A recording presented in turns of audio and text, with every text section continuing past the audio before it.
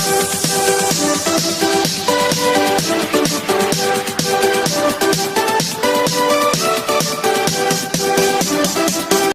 दोस्तों, स्वागत है आपका अपने YouTube चैनल पर। आज हम बात करेंगे गॉस के नियम के अनुप्रयोग के बारे में। पिछले वीडियो में हम गॉस के नियम और वैद्युत फ्लक्स दोनों का अध्ययन कर चुके हैं। उसी क्रम में हम आगे बढ़ते हुए आज हम बात करेंगे गॉस के नियम के अनुप्रयोग। पहला अनुप्रयोग है हमारा आवेशित गोलीय चालक के कारण विद्युत क्षेत्र। देखते हैं हम इसको। आवेशित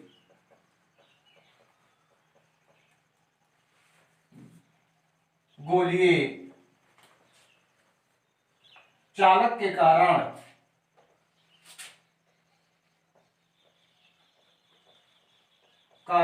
विद्युत क्षेत्र। आवेशित गोलीय चालक के कारण विद्युत क्षेत्र। तो देखिए, गॉस के जितने भी अनुप्रयोग हैं उन सब में विद्युत क्षेत्र निकालने के लिए आप लोगों को केवल दो बातों का ध्यान रखना बहुत ही जरूरी है। क्या क्या?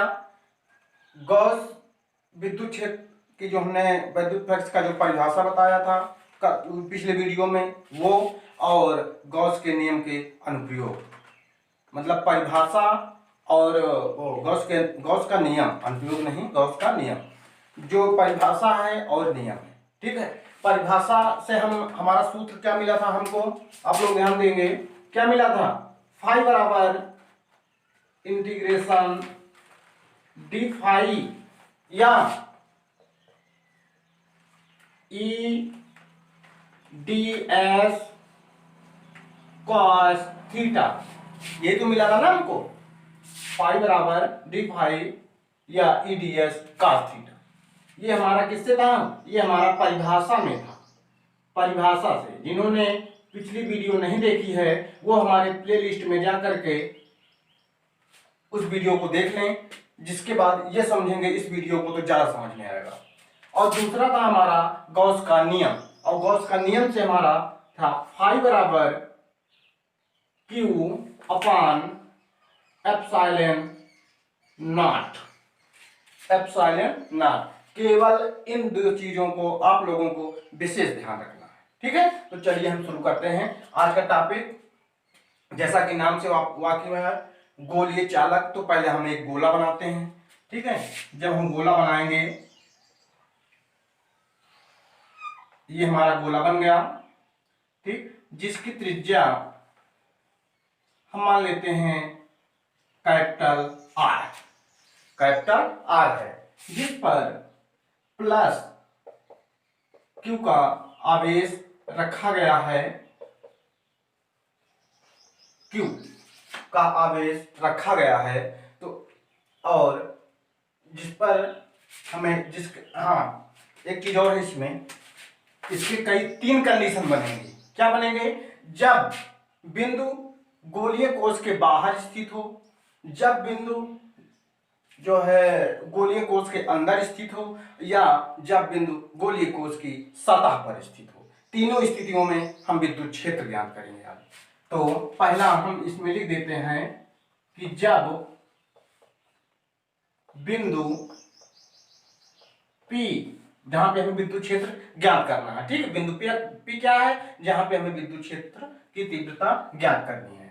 तो बिंदु P, जब बिंदु P कोश के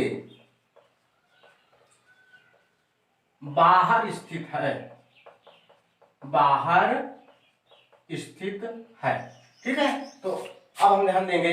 देखिए, ये हमारा एक गोला बन गया जिस पर प्लस क्यू का आवेश रखा हुआ है और जिसकी दूरी कैपिटल आर है, जो कि हमारी एक त्रिज्या बन जाएगी, रेडियस। ठीक है, उसके बाद आप लोग जानते हैं कि अगर किसी भी सतह पर, किसी भी आकृति में अगर क्या है, प्लस क्यू आवेश है, तो चुंबकीय क्षेत्र रेखाएं या विद्युत क्षेत्र कहाँ स्थित होगा? बाहर की तरफ स्थित होगा।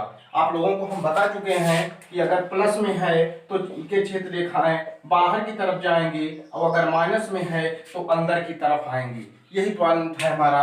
तो इसी हिसाब से तो विद्युत क्षेत्र हमारा कहाँ पे बनेगा, बाहर की तरफ। यहाँ पे बिंदु P अपना हम ले लेते हैं, जहाँ पे विद्युत क्षेत्र हमें ज्ञात करना है। ये बिंदु P है हमारा, ठीक। और बिंदु P और जिसकी विद्युत क्षेत्र की दिशा की किधर होगी, बाहर की तरफ होगी। मतलब यहां से इसकी दिशा इस तरफ होगी, बाहर की तरफ, ठीक। बाहर की तरफ विद्युत क्षेत्र की तीव्रता, विद्युत क्षेत्र हमारा E P बिंदु पर हमें ज्ञात करना है। इसके लिए क्या करेंगे, एक आवेशित गोला हम और ले लेते हैं। यहाँ पे ये आवेशित गोला हमारा एक बन चुका है आवेश के रूप में, और जिसकी दूरी यहां से यहां तक हम क्या मान लेते हैं, स्मॉल r मान लेते हैं। स्मॉल r है ये, कैपिटल R केवल छोटे वाले गोले की और स्मॉल r है हमारे बड़े वाले गोले की। हो गई ना। अब उसके बाद देखते हैं, अब हम क्या करेंगे, इसको हम एक बिंदु यहां पे लेते हैं हम ds, और ds हमारा क्या है, देखो यस क्या होता था इसमें, किसी भी इसमें यस क्या होता था, संपूर्ण पृष्ठ होता था। और ds हमारा क्या हो गया यहाँ पे, मतलब छोटे छोटे भाग का करके हम एक पूरे का विद्युत क्षेत्र ज्ञात कर सकते हैं। तो पहले हम एक छोटे से भाग के लिए ds लगाते हैं, जो कि होता है हमारा संपूर्ण गॉसियन पृष्ठ, संपूर्ण गॉसियन पृष्ठ, ठीक। इसको नोट कर लेना आप लोग, ये होगा हमारा संपूर्ण गॉसियन पृष्ठ, और ई क्या होगा, हमारा विद्युत क्षेत्र होगा। और पी क्या है, जिस बिंदु पर हमें विद्युत क्षेत्र ज्ञात करना है, ठीक। अब हम शुरू करते हैं अपना आज का टॉपिक। अब हम चलते हैं अपने डेरिवेशन की तरफ, और एक चीज इसमें हम, आप देखिए, आप स्मॉल r क्या है, कैपिटल R से बड़ा है ना बड़ा। तो इसको हम लिख भी सकते हैं कि small r greater than capital R, small r greater than capital R। अब देखिए, अब हम पहले शुरू करेंगे किससे, यही 2 पॉइंट है हमारा विद्युत क्षेत्र ज्ञात करने का, ठीक है ना। ये 2 पॉइंट को मत भूलिएगा, और चाहे कुछ भी भूल जाइएगा। तो परिभाषा से पहले हम चालू करेंगे, और ये है हमारा नियम, परिभाषा और नियम। तो पहले हम परिभाषा चालू करेंगे। परिभाषा के हिसाब से हम देखेंगे कि क्या होता है हमारा, फाई बराबर डी फाई, फाई बराबर डी फाई या E D S cos theta. तो हम लिखेंगे परिभाषा से, परिभाषा से हम क्या लिखेंगे कि फाई बराबर, फाई तो हमारा कितना है, यहां पे भी इंटीग्रेशन रहेगा, ध्यान देना सब लोग। इंटीग्रेशन, ये गोला का मतलब हो गया संपूर्ण गॉसियन पृष्ठ का समाकलन हम कर रहे हैं, ठीक है ना। संपूर्ण गोलीय पृष्ठ का समाकलन, या लाइनर इसको कहा जाता है, लाइनर इंटीग्रेशन। तो वही चीज है हमारा ये। तो इसके लिए हम क्या करेंगे, E D S cos theta, E D S cos theta, इसको हम जब सॉल्व करेंगे तब हमारा क्या बन जाएगा, ये क्या बनेगा, ई तो हमारा बाहर चला आएगा, और यहाँ पे क्या होगा, डी एस और कॉस थीटा, थीटा की वैल्यू, हाँ एक चीज नहीं ध्यान दिए हम लोग, थीटा की वैल्यू यहाँ पे कितनी है, 0। यहाँ से यहाँ तक कितने एंगल का कोण बन रहा है, 0 एंगल का बन रहा है, ठीक है ना। तो यहाँ पे cos 0 हो जाएगा, थीटा के स्थान पर 0 रखेंगे, cos 0, और cos 0 की वैल्यू 1, ठीक है ना। अब यहाँ पे cos लिखने की जरूरत नहीं है हमें, तो फाई बराबर, अब क्या बचा, ई हो गया, और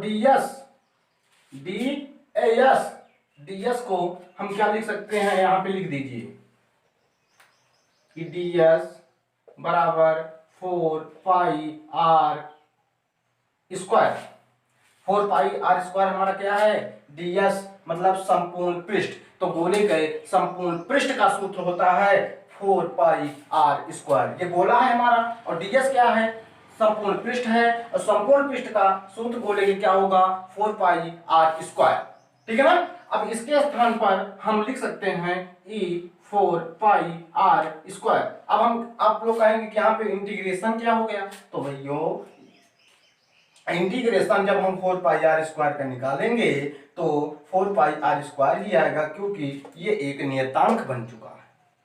ठीक है ना, ये हमारा कितना आ गया 4 पाई आर स्क्वायर ही आ गया। इसको हम समीकरण 1 बना के छोड़ देते हैं। अब हम चलते हैं गॉस के नियम की तरफ। नियम हमारा क्या है, फाई बराबर क्यू अपॉन एप्सिलॉन नॉट। इसको हम इक्वेशन नंबर सेकंड मान लेते हैं, समीकरण नंबर 2। तो यहां पर लिखिए समीकरण 1 व 2 की तुलना करने पर जब हम तुलना करेंगे, ध्यान दीजिए फाई इधर भी है पाई इधर भी है, हो गया ना ये, तो इसके बराबर हम इसको लिख सकते हैं। हाँ लिख सकते हैं बिल्कुल, Q upon epsilon naught E 4 pi are square हो गया, या ई बराबर ई को इधर रहने दीजिए और सब कुछ उठा लाइए इधर, तो हमारा क्या बन जाएगा,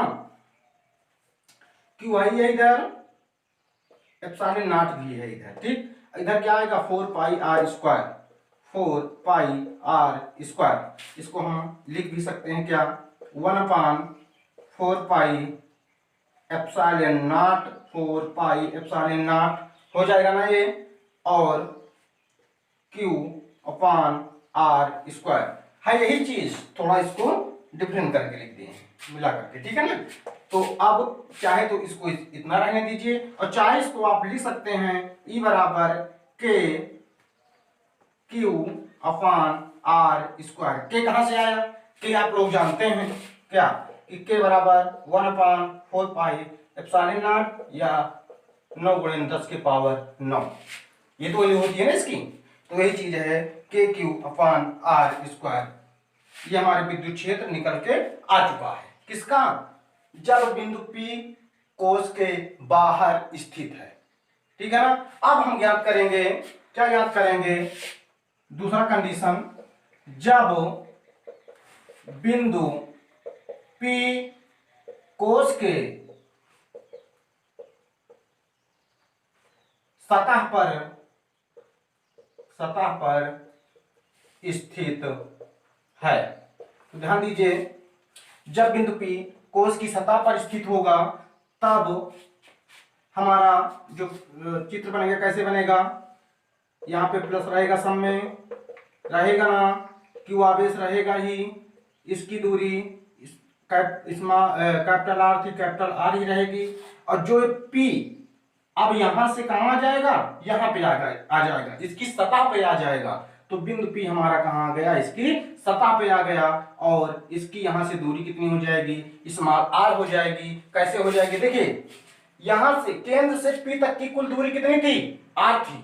ठीक, P यहां से पॉइंट पे आ गया, तब भी इसकी दूरी कितनी हो जाएगी, r ही रहेगी, क्योंकि P इधर से इधर आ रहा है, तो r के मान में कोई परिवर्तन नहीं होने वाला है कि r कम हो जाएगा या ज्यादा हो जाएगा, ऐसा नहीं है। ठीक है, तो बिंदु P से r जो है उतनी ही दूरी पर स्थित होगा। तो आप देखिए, आप लोग ध्यान देना, क्या ध्यान दोगे कि कैपिटल R बराबर अब स्मॉल r बन रहा है ना भाई, ये भी एक त्रिज्या बन गई और ये भी एक त्रिज्या बन गई, बनी कि नहीं बनी है, कैपिटल R भी केंद्र से उतनी ही दूरी पर है और स्मॉल r की दूरी भी केंद्र से उतनी ही दूरी पर है। तो हमारा capital R equal to small r बन गया। जब capital R equal to small r बन गया, तो आप लोग ध्यान दीजिए, जितना हम यहाँ पे स्मॉल r मान के लगाए हुए हैं, ये वाला स्मॉल r आया है ना यहाँ पे, वही वैल्यू यहाँ पे हम कैपिटल R रख देंगे और हमारा विद्युत क्षेत्र निकल के आ जाएगा। तो आ जाएगा हमारा E बराबर यहीं पे के क्यू अपान कैपिटल R स्क्वायर हो जाएगा ना। तो E बराबर लिख सकते हैं इसको, 1 upon 4 pi epsilon not Q upon capital R square, कुछ भी आप इसको लिख दीजिए। बात निर्भर करती है कि भाई क्वेश्चन आएगा जब तीनों शर्त एक में ही पूछ ले कि आवेश गोले चालक के कारण विद्युत क्षेत्र ज्ञात कीजिए जब बिंदु कोश के बाहर स्थित हो, तीन कंडीशन बनती है इसमें, कोश के बाहर स्थित हो, कोश की सतह पर स्थित हो और कोश के अंदर स्थित हो। अगर तीनों चीज पूछता है तो आप पूरा लगाएंगे, और अगर केवल पूछ ले कि केवल कोश की सतह पर स्थित हो तो आप लोगों को केवल इतना नहीं लिखना है, कितना लिखना है, ठीक। चित्र इस हिसाब से बनाना, चित्र इस हिसाब से बनेगा और पूरा कंडीशन इसी हिसाब से चलेगा। बस क्या अंतर होगा, आप लोग ध्यान देना, क्या अंतर होगा इसमें से और इसमें, क्या अंतर होगा, केवल स्मॉल आर के स्थान पे आप लोगों को कैपिटल आर कर देना और इसमें कोई चेंजिंग नहीं करनी है आप लोगों को, ठीक है। तो स्मॉल आर के स्थान पे कैपिटल आर कर देंगे तो वैल्यू हमारी ये निकल के आएगी। आप लोग इसका स्क्रीनशॉट ले लीजिए, फिर आप लोगों को हम तीसरी कंडीशन बताते हैं। अब हम चलते हैं अपने तीसरे शर्त की तरफ। तीसरा शर्त क्या है हमारा, यदि बिंदु P कोश के अंदर स्थित हो, तो इस कंडीशन में इसका चित्र कैसे बनेगा, गोला बनेगा हमारा, दूरी वगैरह सब कुछ वही है, स्मॉल आर हो गई, अरे सॉरी हमारी कैपिटल आर रहने दो। अब बिंदु P हमारा मान लीजिए इसके अंदर स्थित है, ठीक है, और ये हमारा स्मॉल आर है और आवेश तो इसमें बाहर प्लस क्यू हाई है, ठीक है। अब इसके लिए देखिए, यदि बिंदु P कोश के अंदर स्थित हो तब विद्युत क्षेत्र कितना होगा, ठीक है।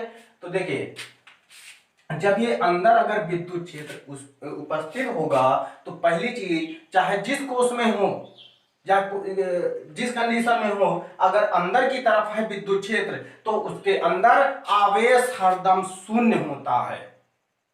यदि विद्युत क्षेत्र किसी भी कोश के अंदर स्थित है तो उसके अंदर आवेश शून्य होता है। जब आवेश शून्य होगा तो विद्युत क्षेत्र भी शून्य होगा, विद्युत क्षेत्र भी शून्य होगा। शून्य तो होगा लेकिन कैसे शून्य होगा, देखिए अभी आप लोगों ने निकाला विद्युत क्षेत्र दो कंडीशन में 1/4 पाई epsilon not Q upon small r square और E बराबर 1/4 पाई epsilon not Q upon capital R square निकाला ना अभी। अब इस कंडीशन में देखिए जब आवेश शून्य होगा तो Q की वैल्यू भी शून्य होगी क्योंकि Q ही तो हमारा आवेश है, ठीक। जब हम इसके स्थान पर जब जीरो रख देंगे 1/4 पाई एप्सिलॉन नॉट तो इंटू 0 अपॉन r स्क्वायर, तो ये पूरा कितना हो जाएगा, जीरो हो जाएगा, होगा ना जीरो। इसी हिसाब से ये वाला भी जीरो हो जाएगा।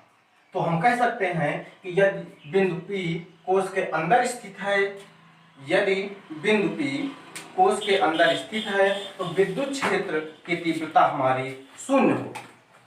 तो आप लोग इस तीनों को अच्छे से नोट कर लेना, जो कि बोर्ड परीक्षाओं के लिए बहुत ही उपयोगी टॉपिक है। ये तीन में एक तो पूछा ही जाएगा, तीन में एक पूछा ही जाएगा कि गोलीय चालक के कारण यदि बिंदु P गोलीय कोश के बाहर स्थित है विद्युत क्षेत्र की तीव्रता क्या होगी, सतह पर स्थित है तो क्या होगी, या अंदर स्थित है तो क्या होगी। बहुत इंपॉर्टेंट चीज है ये, तो आप लोग इसको नोट कर लेना। और जिसको किसी प्रकार की समस्या आ रही है वो हमें कमेंट करके बताइए या हमारे व्हाट्सएप नंबर पर हमसे संपर्क कीजिए, ठीक है। उम्मीद करते हैं आप लोगों को ये वीडियो काफ़ी अच्छी लगी होगी। आप लोग इसको लाइक कीजिए, शेयर कीजिए और चैनल को सब्सक्राइब कीजिए। Thank you for watching my video.